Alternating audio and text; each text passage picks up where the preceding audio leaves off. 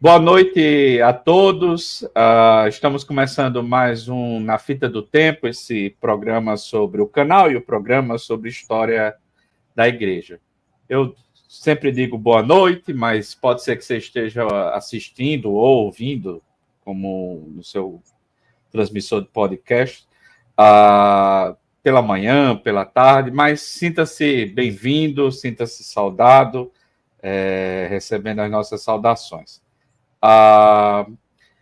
Esse programa é mais um dos programas sobre a história da IPB. A gente tem tentado aqui no canal alternar um programa de 15 em 15 dias, né? Um programa sobre a história da IPB, a história da IPB em algum lugar específico. Nós já tivemos um programa sobre o Ceará, um estado do Nordeste, sobre o Rio de Janeiro, um estado do Sudeste, sobre Curitiba, o presbiterianismo em Curitiba, um estado do sul do Brasil, e hoje estamos tendo o primeiro sobre uma cidade do Centro-Oeste, que é Goiânia. Vamos falar daqui a pouco mais sobre isso. Depois, se Deus quiser, vamos ter um programa sobre uma igreja, o início em uma cidade do norte do país. E, além dos programas sobre história da IPB, nós temos programas sobre temas históricos. Já tivemos sobre a história da relação da igreja com o rádio, já tivemos uma história, é um pouco história da IPB, mas não nesse formato de história de uma igreja local. Foi a história da Constituição, das constituições da IPB, um programa sobre a influência de Calvino no mundo ocidental, sobre música evangélica brasileira. Então, sempre tentamos alternar esse tipo de programa. E hoje eu tenho a alegria de receber o reverendo Hélio, que vai nos falar sobre a história do presbiterianismo em Goiânia. E é um irmão que tem muito para falar sobre. O nosso irmão ele é formado pelo Seminário Presbiteriano de Campinas, Seminário Presbiteriano do Sul, numa extensão em Goiânia.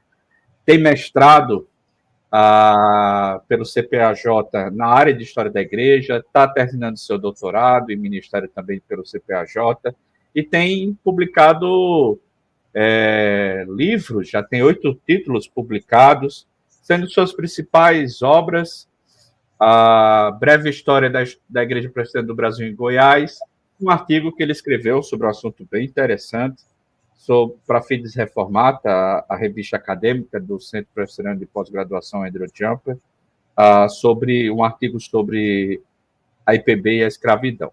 Então, é um irmão que também leciona, além de pesquisar, leciona no seminário de Goiânia, o Seminário Presbiteriano do Brasil Central, na área de história da igreja medieval, história da igreja antiga, história da igreja no Brasil, da igreja brasileira e história da IPB. Então, é alguém que tem muita bagagem para compartilhar com a gente. Publicou um livro que é sobre Goiás, mas acaba tocando Goiânia também.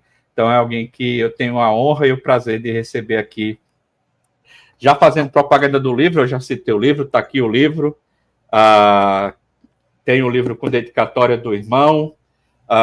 Li já umas partes, gostei bastante, sobretudo a parte dos comportores.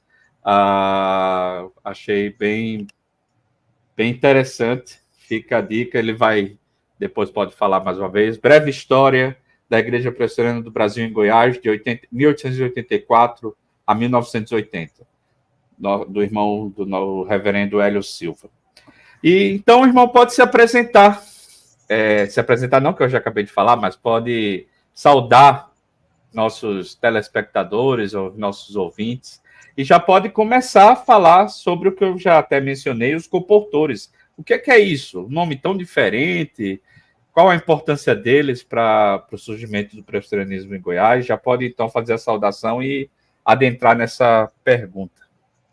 Obrigado, irmão Flávio. Olha, depois de uma apresentação como essa, eu só tenho que dizer boa noite, obrigado. O irmão é muito carinhoso com os seus entrevistados, pelos que eu já assisti anteriormente. E estamos aí já desde 1999 lecionando no seminário. Comecei com a matéria de Antigo Testamento e logo que entrei no mestrado, o seminário foi me deslocando para as áreas de história. e esse ano assumi completamente só matérias na área de História da Igreja, mas já lecionando desde 2005 História da IPB no seminário. Quem sabe minha apostila que eu preparei lá vire o próximo livro sobre História da IPB, que eu quero publicar uma visão da história da IPB a partir de Goiás, né? A gente sempre olha do Sudeste para cá, quem sabe do interior para o litoral acontece alguma coisa boa. Quem sabe de Goiás tem alguma coisa boa, né? E você tem um canal com aulas, né? Eu tenho o meu canal no YouTube, onde eu publico minhas exposições bíblicas, e recentemente eu tenho publicado também as aulas que eu gravei no período da pandemia, que a gente não podia dar aula presencial, então eu gravei várias aulas e peguei gosto pela coisa, mas eu não tenho gravado tantas ultimamente. Quero voltar a gravar. Eu tenho que resolver um problema de catarata nos olhos. Assim que eu resolver, eu volto a gravar mais e a escrever mais, que é o meu desejo. Mas respondendo a sua pergunta, o assunto dos colportores apareceu na minha pesquisa exatamente por causa do trabalho deles no Brasil. Os colportores são aqueles que vendiam bíblias e literatura cristã de porta em porta, de casa em casa, seguindo as trilhas que os tropeiros faziam ao entrar pelo Brasil, levando encomendas de comércio para o interior. E aí, eles foram os primeiros a andar por aqui, lá pelos idos de 1865, 1870, conhecendo as vilas, os acampamentos, as fazendas. E foi um colportor que chamou a atenção do reverendo John Boyle, que foi o primeiro missionário da Igreja Presbiteriana dos Estados Unidos e da IPB a vir por Goiás em 1884, um colportor que havia andado em várias cidades de Goiás, encontrou o reverendo Boyle lá em Bagagem, hoje Estrela do Sul, e disse para ele, olha, vá a Goiás, tem boas vilas lá. E aí ele contou a história de um senhor que havia comprado uma Bíblia de um colportor que havia vindo da Bahia e havia deixado as missas católicas já há 16 anos fazendo culto doméstico com a sua família em Goiás. O Boyle falou, preciso conhecer essa pessoa. Como já tinha 16 anos que essa pessoa... Isso foi em 1883, 84, mais ou menos. Como já tinha 16 anos que ele não frequentava a missa, é muito possível que ele tenha comprado essa Bíblia por volta de 1867, 1868, por aí. E depois o Boyle ficou sabendo que este senhor foi ao Rio de Janeiro e foi batizado pelo Blackford, logo após a morte do Simonton. Então ele foi lá, foi batizado e voltou para Goiás presbiteriano. O Boyle saiu procurando até encontrar a sua família, provavelmente ele já estava morto nessa época, mas seus filhos, seus irmãos estavam lá em Santa Luzia, e o Boyle já também continuando o culto doméstico, né? Boyle batizou várias pessoas, casou alguns, batizou crianças, e aí surgiu a igreja de Santa Luzia, que hoje é Lusiânia, em Goiás, em 1884. Tudo porque um colportor o procurou e disse, olha, vá a Goiás, lá tem lugares bons para serem evangelizados, carecendo do evangelho do Senhor Jesus Cristo. Embora tenha sido os missionários da Cristã Evangélica, da Uniesa, os primeiros a trabalhar em Goiás por volta de 1905, 1910, o primeiro trabalho evangélico estabelecido em Goiás foi o presbiteriano em 1884, em Santa Luzia. Boyle visitou também Formosa, abriu uma congregação lá, e quando a igreja foi organizada, logo após a morte de Boyle, em 1893, foi organizada a igreja de Santa Luzia de uma forma diferente do tradicional na IPB. Foi organizada a igreja de Santa Luzia, eleitos seus presbíteros, seus diáconos. Então, o Álvaro Reis, acompanhado acho que Caetano Nogueira, foi a Formosa e elegeu mais presbíteros e diáconos lá, sendo que a igreja de Formosa não ficou separada de Santa Luzia. Era uma igreja só, a 120 quilômetros uma da outra, mas com presbíteros e diáconos que formavam um conselho apenas. Que interessante. E essa coisa dos colportores é curioso porque em Goiás, assim, a importância desse colportor foi muito grande, como você contou, mas são figuras que foram importantes ao longo do Brasil, né?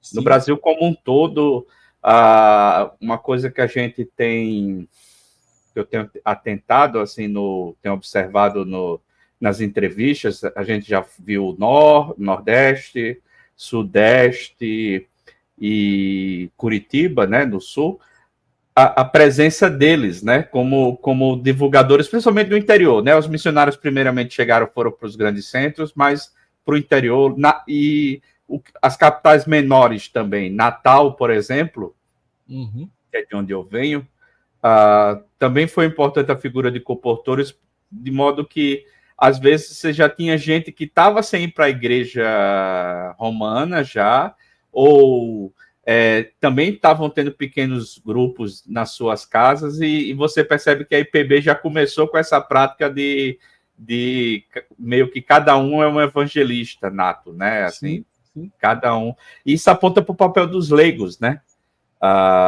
Porque, imagina, uma igreja, provavelmente essas duas igrejas não tiveram pastor logo, cada uma um pastor, eu imagino. Não, o Boyle, quando fundou a igreja de Santa Luzia, ele ia lá um ano sim, um ano não. Então, no meu livro, eu abordo as viagens de Boyle em Goiás. Ele veio em 84, 85 ele não veio porque foi para os Estados Unidos, veio em 86, não veio em 87 porque estava de mudança de Mojimirim para Bagagem. Ele gastou quase 3 meses na mudança dele para lá. Eles usavam o período da seca para poder fazer as mudanças, porque no período da chuva era impossível. Aí ele veio em 88, fez uma grande viagem por Goiás em 88. O Reverendo Boanerges fez um resumo dessa viagem num dos livros dele.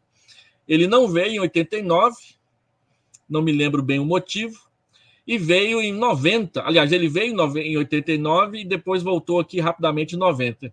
E eu coloquei na íntegra o relatório da viagem dele de 1889, muito interessante e muito importante para a historiografia do presbiterianismo, principalmente aqui em Goiás, né?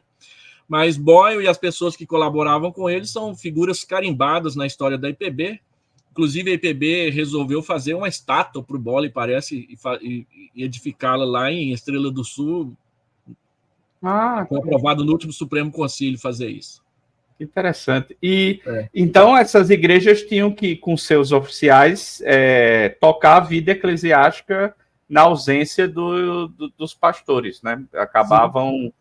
E quando os pastores iam a esses locais, muitas vezes uma das principais tarefas deles era treinar os oficiais. A gente não lê sobre isso nos relatos que nós temos. É muito provável que eles faziam uso da imprensa evangélica, que rodou pelo Brasil até 1892, na morte do Boyle, que foi o último editor dele. E a gente sabe de algumas igrejas que a leitura dos artigos do imprensa evangélica era praticamente a escola dominical e o culto dessas igrejas durante a entre-safra, entre uma visita e outra de pastores, que geralmente era anual. Eles vinham uma vez por ano e ficava 2 semanas, 3 semanas, dependendo do volume de conversões e trabalhos, eles ficavam 1 mês ou 1 mês e meio. Mas, assim, como que eles tratavam a formação de liderança, a gente vai encontrar algum relato sobre isso na história posterior, principalmente na década de 40 para frente, no caso específico de Goiás, que eu pesquisei, né?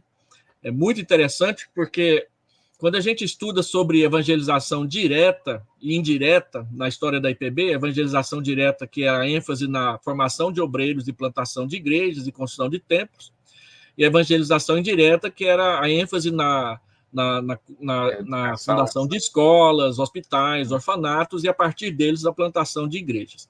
Então, a Missão Oeste do Brasil, que trabalhou na maior parte do estado de Goiás, no centro-leste e norte de Goiás, o sudeste foi a Missão Brasil Central, eles não gostavam muito de mexer com fundação de escola, até que, quando eles chegaram em Minas, o interior de Minas e Goiás, eles perceberam que seria importante fazer isso por causa do grau de analfabetismo que havia nesses 2 estados.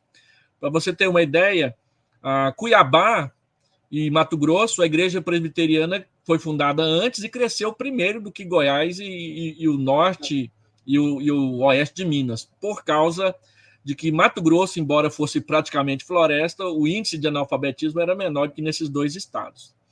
Em 1905, um missionário presbiteriano se queixou de Goiás. Ninguém vai para Goiás, lá só tem mato e cobra. Né? Apesar que até hoje tem gente lá em São Paulo que acha que Goiânia só tem carroça, né? Vou fazer o quê, né? Mas, então, pode continuar. aí quando eles começaram a plantar a igreja aqui em Goiás, por causa do crescimento do Brasil para o interior, na era Vargas, eles chegaram à conclusão de que como nós vamos plantar a igreja sem escolas, porque os presbíteros não sabem ler, como que nós vamos eleger presbíteros que não sabem ler e escrever? Então, eles resolveram fundar escolas para formar a liderança do futuro da IPB na nossa região. E como estão essas escolas hoje? Elas persistiram? Muitas deixaram de existir, cumpriram o seu papel na época e deixaram de existir. Mas, mesmo assim, a IPB em Goiás ela tem uma forte característica educacional.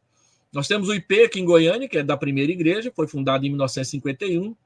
Nós temos o Samuel Gran, em Jataí, que também foi fundado por essa época e é um grande instituto presbiteriano na região sudoeste de Goiás.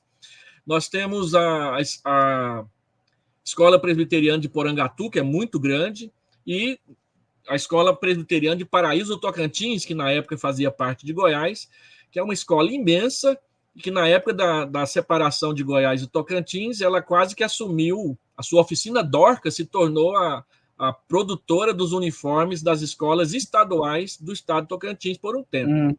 Quando eu estive lá, em 1998, era uma grande oficina de confecção de uniforme que havia nascido da oficina Dorcas da igreja. E a igreja é grande com uma escola grande.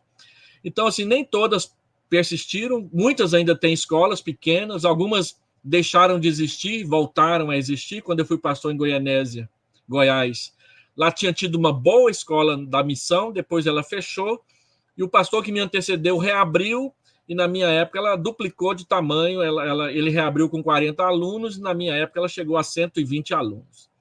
Uma escola... Geralmente, a maior parte das escolas que permaneceram, elas acabaram assumindo o modelo de convênio com o Estado. Depois houve uma época que acabou e aí muitas se tornaram particulares. Uma outra escola também que é conhecidíssima é a escola de Gurupi, que também é fruto da época da missão, na época que era Goiás. Então, a educação ainda é forte aqui em Goiás. Tem bastante igrejas com escolas. Do DNA, né? Tá ligado. Eu lembro daquele livro da Maria Chaves, né? Bandeirantes da Fé, que mostra o papel dos comportores e dos leigos, né? E da educação. Ela faz análise ali daquela região do Triângulo Mineiro, né?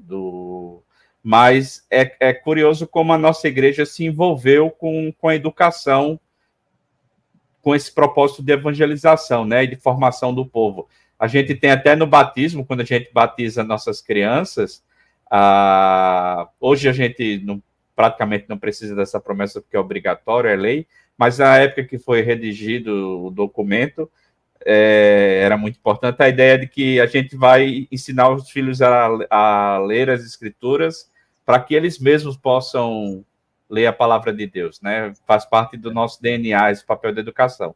Mas não se envolveu só com educação, se envolveu com outras coisas também, né? Para evangelização indireta. Hospitais também foi importante. Como eu te falei, a Missão Oeste não era muito forte nessa área de evangelização indireta. Em Goiás, nós temos o Hospital Gordon, em Rio Verde, mas a região sudoeste ela foi evangelizada pela Missão Brasil Central, que preconizava a evangelização indireta mais que a Missão Oeste.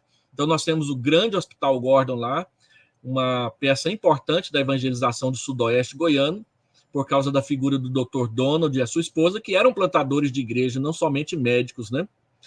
Agora, em Anápolis, nós temos também o Hospital Evangélico. Só que o Hospital Evangélico ele não tem origem presbiteriana. O James Funston, ele era anglicano, ele veio para o Brasil ligado à Igreja Cristã Evangélica, e em Anápolis ele se aproximou muito da Igreja Presbiteriana Independente e terminou parte dos seus dias, pouco mais da metade dos seus anos aqui em Goiás, na Igreja Presbiteriana Central, por isso a ligação dele com os presbiterianos. Mas não é uma iniciativa particular que trouxe grande influência para Goiás. Quando a gente fala em James Funston, qualquer coisa que a gente fala sobre ele é pouco, porque ele foi o grande evangélico, o grande homem do evangelho aqui em Goiás. E o Hospital Evangélico, ele trouxe influências benéficas, não só na área da saúde, mas em todas as áreas. O James Fanston é ligado à fundação de faculdades lá em Anápolis, ele é ligado à fundação de hospitais. A Anápolis começou a progredir por causa das cobranças da esposa dele, que chegava no prefeito e falava assim, quando é que vai ter uma panificadora nessa cidade? Lá em 1927. Quando é que vai ter um açougue nessa cidade? Lá em 1927. E ele trouxe médicos para Goiás. O Dr. Gordon veio para Goiás a convite dele. O Dr. Gordon estava trabalhando lá em Ponte Nova, na Bahia, e o James Fanston foi lá e disse, olha, vem para Goiás, nós estamos precisando de médico lá. Jonas de Noá e Álvaro de Melo, Dr. Domingos, médicos famosos ali na região do Vale de São Patrício, em Séries, vieram também para Goiás a convite dele. E foi na época em que o Getúlio Vargas quis integrar o Brasil e criou as CANGs, né, as Colônias Agrícolas Nacionais, e Séries aqui em Goiás foi a primeira, ela serviu de modelo para as outras 7 que ele queria fazer pelo Brasil afora. E quando eles começaram a trabalhar em Séries, uma das primeiras coisas que foram fundadas foi o hospital. E aí um presbiteriano, um batista e um cristão evangélico vieram trabalhar lá como médicos, a convite do James Fanston, ali a partir de Anápolis. Mas tudo que a gente fala sobre o James Fanston é pouco. Quanto mais a gente pudesse falar sobre ele, era bom, porque foi um homem importantíssimo para o evangelho aqui em Goiás. E em Anápolis é bem forte a presença evangélica, né? É bem Anápolis, marcante. O presbiterianismo lá também é bem arraigado, embora aqui em Goiânia a gente tenha bem mais igrejas que em Anápolis, as igrejas de Anápolis são bem fortes. Agora estamos nos preparando para formar o Sínodo de Anápolis. O presbitério de Anápolis recentemente se desdobrou em 3, e o próximo passo é criar o Sínodo de Anápolis, um sonho antigo nosso. Eu sou anapolino, eu vim de lá, eu sou do presbitério de Anápolis, e depois é que eu vim trabalhar em Goiânia. Então, eu conheço bastante lá é minha terra, onde canta o sabiá, né? E as aves que gorjeiam em outros cantos não gorjeiam como lá. A gente sempre volta para a terra natal. E uma coisa... Mas eu não falei também, tem orfanatos. Nós temos o orfanato cristão evangélico em Anápolis e tem o orfanato presbiteriano em Rubiataba, o SAMAR, que é bem conhecido na IPB. Que legal. E são do período da missão e existe ainda hoje. Sim. A SAMAR é mais do período final da missão, né? Foi mais uma iniciativa da própria igreja de Rubiataba, lá atrás, mas com bastante participação dos missionários. Né? Uma coisa que eu acho, assim, interessante, reverendo, do que o senhor está falando, das suas pesquisas, dos seus trabalhos, é que o senhor vai nas fontes também, assim, dá aula de história da igreja, não só baseada em bibliografia, em obras sobre a história da igreja, mas fontes. O irmão vai às fontes, e fontes, às vezes, que você não vai ter, outros pesquisadores da nossa história não tiveram acesso. O irmão faz uma história do presbiterianismo regional com muito zelo. Como foi esse trabalho? Isso não estava nem no script, mas à medida que o irmão vai falando, eu fico impressionado com o conhecimento do presbiterianismo na sua região. Como foi essa... Eu imagino que o reverendo Alderi ajuda, né, em fontes, mas a gente já conversou, fontes que o irmão achou, que o irmão foi atrás. Como é que foi esse trabalho? Pode falar um pouco disso? Irmão, é um trabalho prazeroso, mas penoso, né? Eu pesquisei 12 anos e gastei 6 anos escrevendo. Talvez, não sei se é porque eu não sou muito disciplinado, mas também por causa de procurar o maior número de fontes possível. Eu fui nas atas das igrejas, fiz algumas viagens aqui por Goiás, procurei pastores, sentei nos seus gabinetes pastorais, folheando atas antigas, com cheiro de poeira e coisa velha. Né? Legal. A ideia básica foi procurar aqueles históricos, né, que os missionários determinavam que fossem registradas na ata de número 1 do conselho. E aí, conversando, pesquisando, pedindo fontes, fazendo entrevista com filhos de missionários, uma coisa interessante que aconteceu, eu tenho muito material sobre uma missionária chamada Martha Little, que é o meu próximo artigo. Eu conversei com a reverendo Alderi para ver se eu faço um artigo sobre essa missionária para a Fides Reformata. É a grande missionária educadora da Missão Oeste, e ela é muito conhecida especialmente no interior de Minas e em Goiás todo, por causa do trabalho que ela fez. Ela administrou 35 escolas presbiterianas nesse período como supervisora. Ela veio dos Estados Unidos especificamente em 1948 para trabalhar com as escolas presbiterianas da missão. Fez um mestrado sobre educação nos Estados Unidos só para servir aqui no Brasil. É uma pessoa muito querida, muito amada e muito respeitada pela geração mais antiga aqui de Goiás que a conheceu. Eu quero escrever sobre ela. Então, querendo fazer a sua biografia, uma senhora daqui de Goiânia falou: por que o senhor não procura a sobrinha dela que tem todos os documentos dela?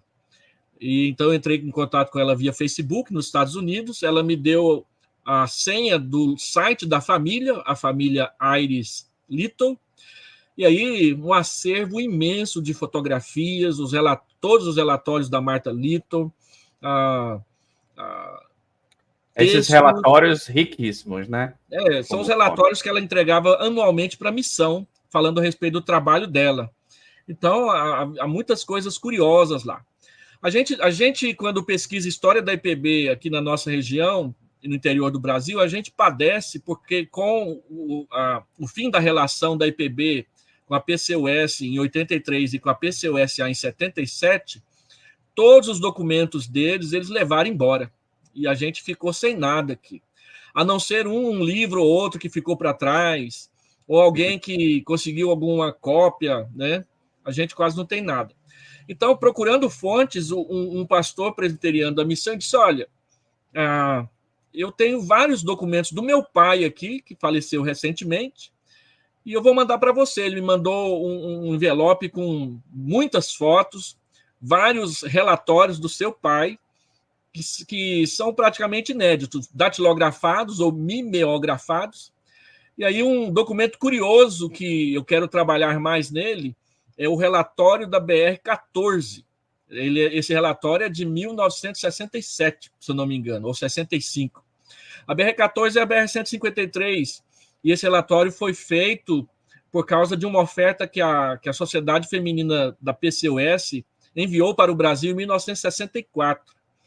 A Sociedade Auxiliadora Feminina da PCUS fazia isso todos os anos, dando uma oferta anual para um campo missionário. Então, em 1964, foi escolhido o Brasil, e eles escolheram a BR-14, que é a BR-153, para alocar essa oferta. A gente sempre ouvia falar dessa oferta, mas nunca sabia em que ela foi gasta e que valor que foi.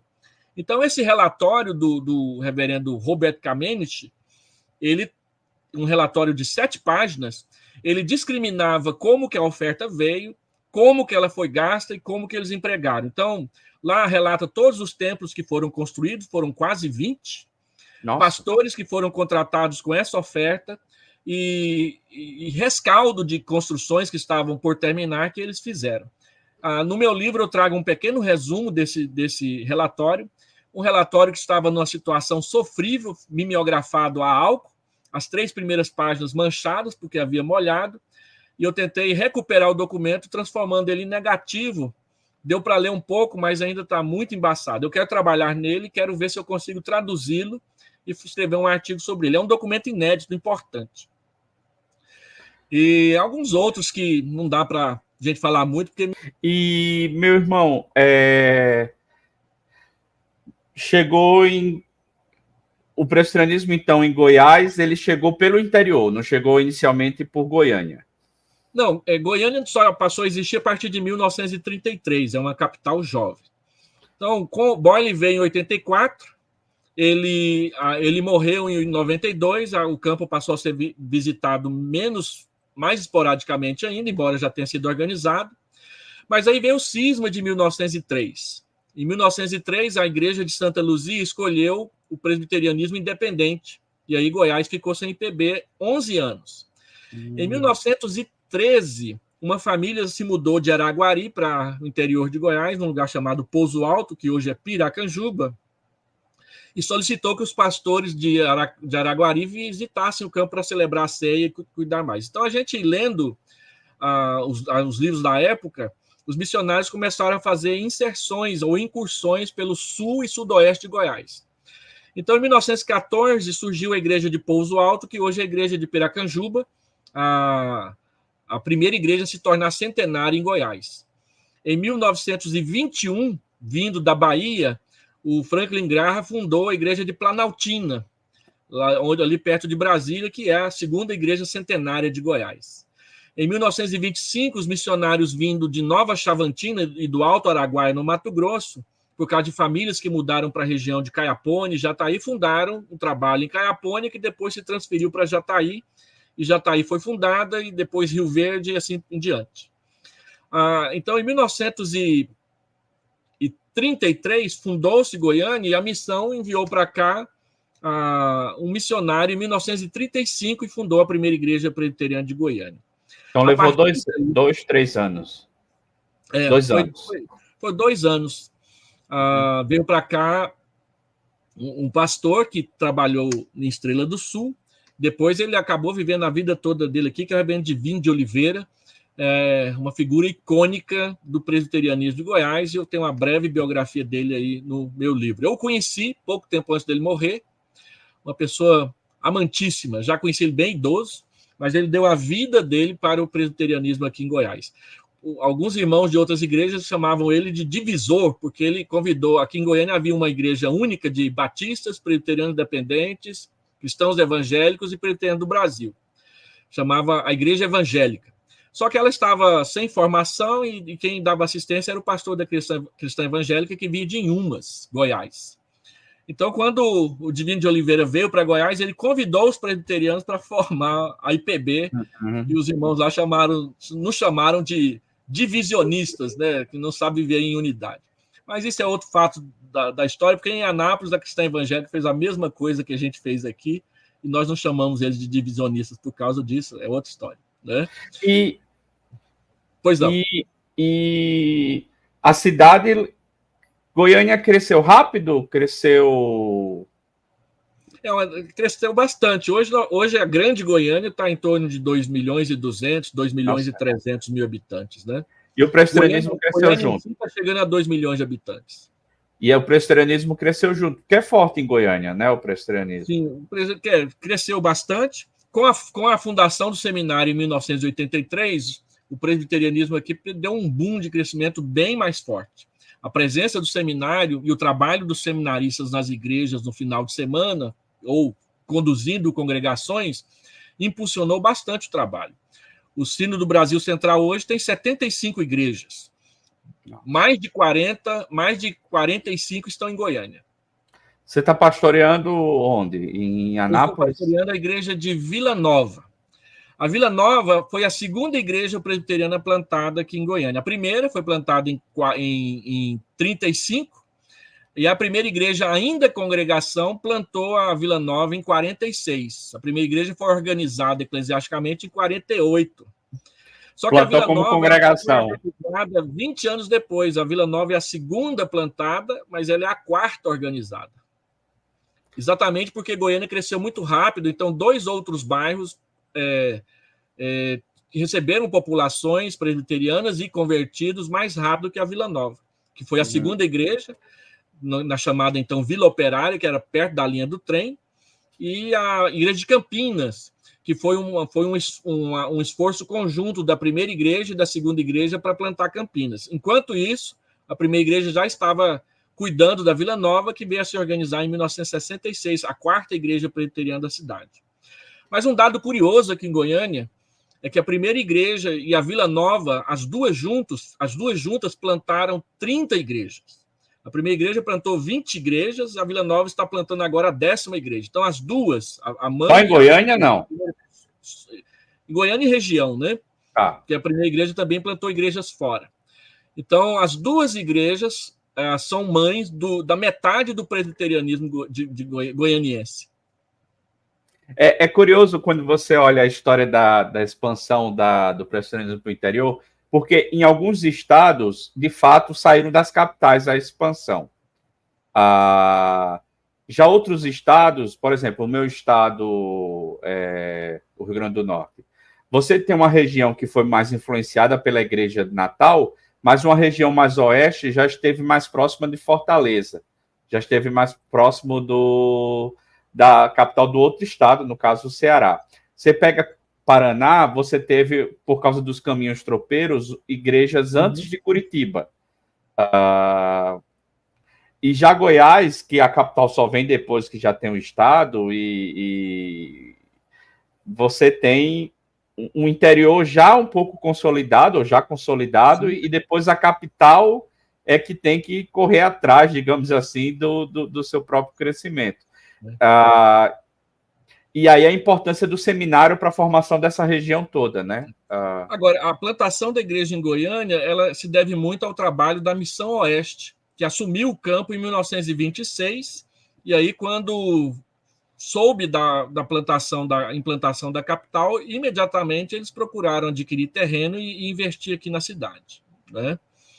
E aí uma figura que vai se tornar muito importante aqui em Goiás, não tanto na capital, embora ele tenha trabalhado aqui pouco tempo, é o evangelista Valdemar Rose, que vai plantar mais de 10 igrejas no Médio Norte goiano, sozinho, andando a pé, de cidade em cidade, quase que imitando o José Manuel da Conceição. É claro que ele andava a cavalo e tudo mais, né? E que foi também o plantador da primeira igreja de Brasília, quando ela começou a ser construída em 1956. O meu livro é dedicado à memória desse irmão que eu não conheci, mas que quando eu leio a história dele, eu li as coisas que ele fazia nas atas das igrejas por onde eu passei no interior, e foi o que me despertou a pesquisar mais sobre o assunto e dedicar a obra a ele, o evangelista, depois reverendo Valdemar Rose. Eu conheço pouco a região aí, né? Já fui em Anápolis uma vez, fui a Brasília 2 vezes, eu acho. Mas eu estou... Uma das coisas que eu gosto de fazer esse programa é que eu aprendo bastante. E uma das coisas que eu estou aprendendo é como é forte a nossa igreja nessa região. Como ela é forte e como ela está inserida na sociedade, né? Através da educação, da saúde, da assistência, né, a órfãos, o trabalho também das missões. É uma região muito importante para a IPB. Você diria, meu irmão, você poderia dizer, afirmar, o presbiterianismo tem crescido na região, na sua região?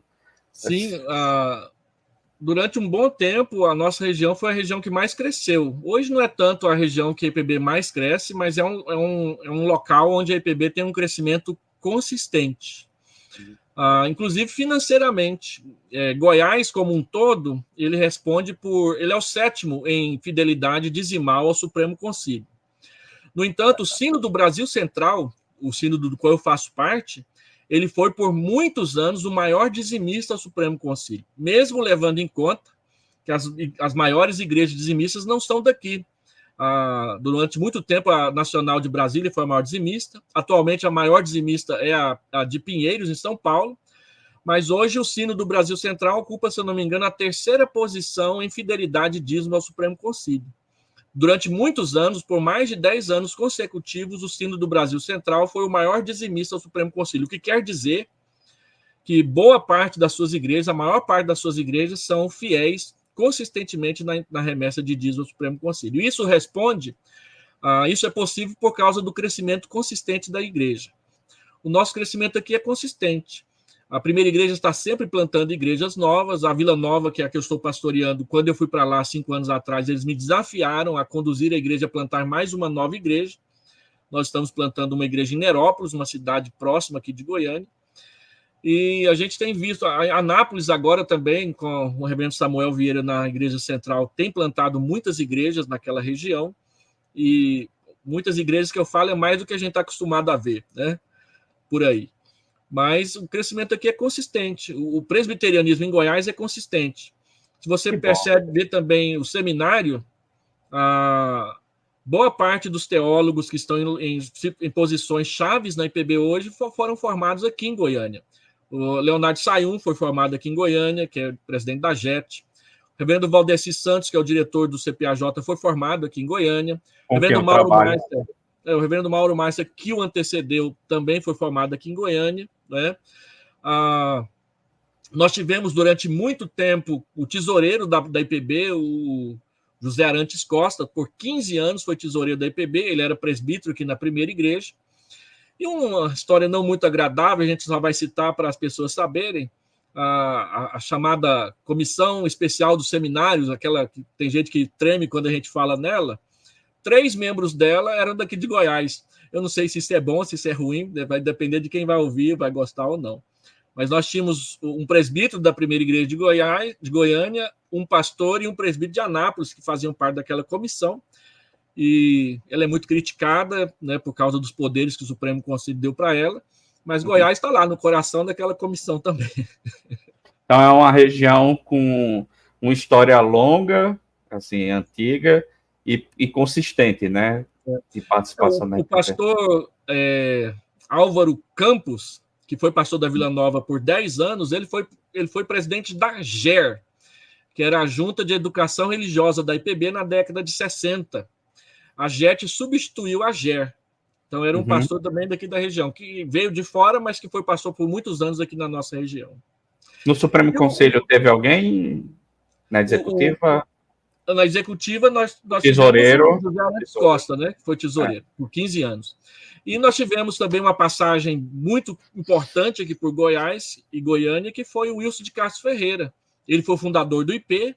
Depois que ele fundou o IP, ele fundou a Luz para o Caminho, em São Paulo. Ele fez parte da fundação do JMC de Jandira. Um pastor que tem uma folha de trabalhos prestados para a IPB imensa e que deixou a marca dele também aqui em Goiás com a fundação dessa grande escola aqui na nossa cidade. Falamos bastante dele no último programa com o Arthur Mendes. A importância dele, a grande capacidade que o reverendo Wilson tinha. Ok, foi muito bom. Para mim foi muito aprendizado sobre essa região da IPB, ver como ela está crescendo, graças a Deus. O irmão tem algumas considerações finais? Quer dizer alguma coisa que eu não perguntei? Pontuar alguma coisa? É interessante a gente também lembrar da importância do IBEL aqui para Goiás. Quem fundou o IBEL foi o James Woodson, em 1926, embora a gente sempre estude que foi o Edward Lane em 1934, mas o germen da escola do IBEL foi o James Woodson lá em 1926, 1924. E ele veio para Goiânia em 1940 para conduzir a plantação da igreja de Goiânia e para estabelecer uma base da missão Oeste do Brasil a fim de alcançar Goiás. E foi dele a ideia de trazer evangelistas formados no IBEL para trabalhar nas igrejas que estavam sendo plantadas aqui. De modo que o presbiterianismo goiano e o IBEL têm uma ligação assim cardíaca. Inclusive casamentos, né? Muitos casais de pastores foram formados lá no IBEL. Eu contei assim, pelo olho, né? Sem pesquisar muito, pelo menos 14 que eu conheci aqui em Goiás. Fora os que eu não conheci de outras épocas, de outras localidades, e mencionei isso no livro. E a gente sempre fala que Araguari, Paracatu, Ponte Nova e Alto Araguaia são as 4 igrejas de fora de Goiás que são as mães do presbiterianismo goiano. 2 em Minas Gerais, Paracatu e Araguari, uma no Mato Grosso, que é Alto Araguaia, e a igreja de Ponte Nova, lá aquela grande escola e hospital lá da Bahia, que hoje é Wagner, que valia a pena você chamar alguém da Bahia para falar sobre a escola de Ponte Nova, que é um patrimônio imenso da IPB. Eu pude visitá-la, agora está em estado de depreciação, porque a IPB não tem condições de gerir aquilo lá, coisa imensa, e que gerou muito fruto para o presbiterianismo no interior da Bahia, influenciando muito também Goiás. O Franklin Graham veio de lá, ele é conhecido como o apóstolo do leste de Goiás. O Alderir chama ele de apóstolo de Goiás, porque foi um dos primeiros que andou aqui por Goiás. Ele fez uma longa viagem aqui, atravessando Goiás até chegar em Cuiabá, quando ele fundou a igreja de Cuiabá, mas ele deixou a marca dele aqui também na região leste de Goiás, e ele veio de Ponte Nova.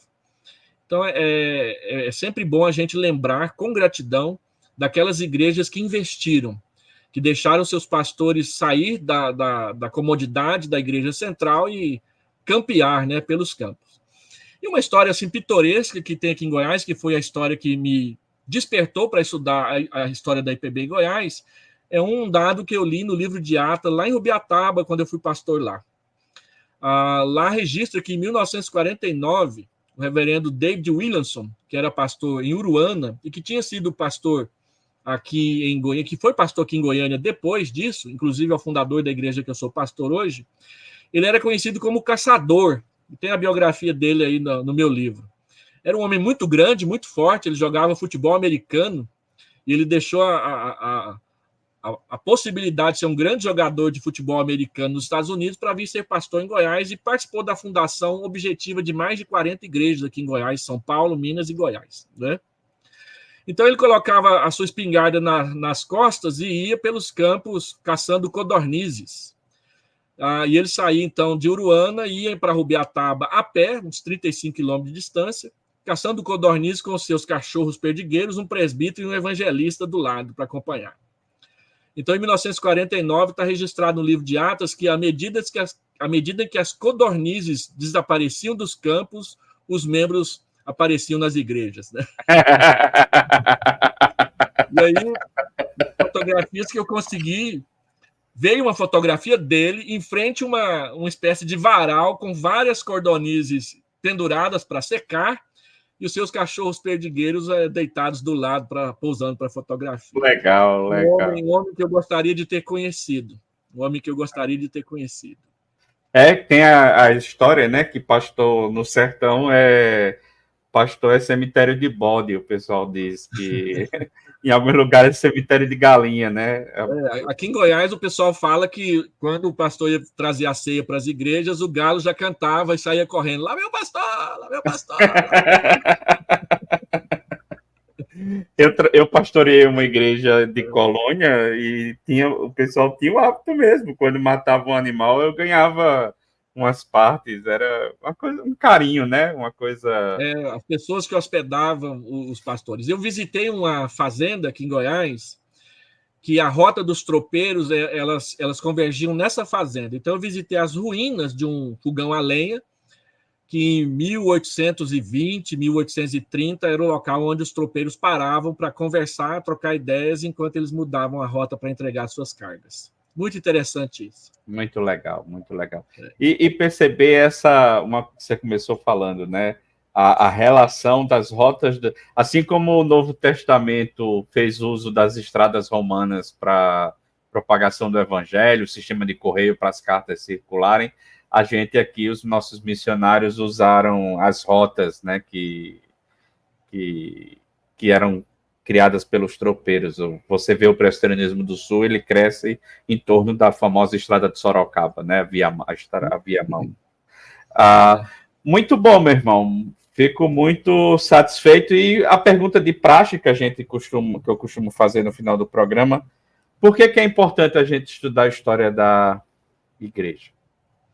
Bom, no meu caso específico, eu estudei a história da igreja e me envolvi com a história da igreja porque eu queria me entender na história da igreja. Quem sou eu dentro dessa história, né?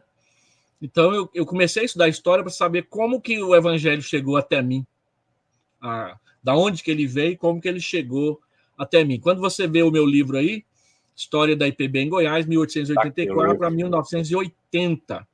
A data de 1980 ela foi escolhida intencionalmente, porque foi a fundação da Igreja Presbiteriana Ebenezer de Anápolis. Pensei que tinha sido quando o irmão nasceu. Não foi não, né? Não, eu nasci em 67, eu sou mais velho que isso. Mas em 1980 foi organizada a Igreja Presbiteriana Ebenezer de Anápolis, que foi a igreja que me enviou para o seminário. Então eu quis terminar a pesquisa nela, para poder fechar um ciclo e começar outro. Então, se eu for escrever o volume 2, é de 1980 para frente. E isso foi interessante porque, alguns anos atrás, um pastor aqui de Goiás estava fazendo o doutorado e a tese dele era sobre a importância de se estudar mestrado e doutorado para o pastor de uma igreja local. Ele disse, olha, para ser pastor, a tese dele era a seguinte: se para ser pastor de uma igreja não precisa de mestrado e doutorado, por que os pastores fazem?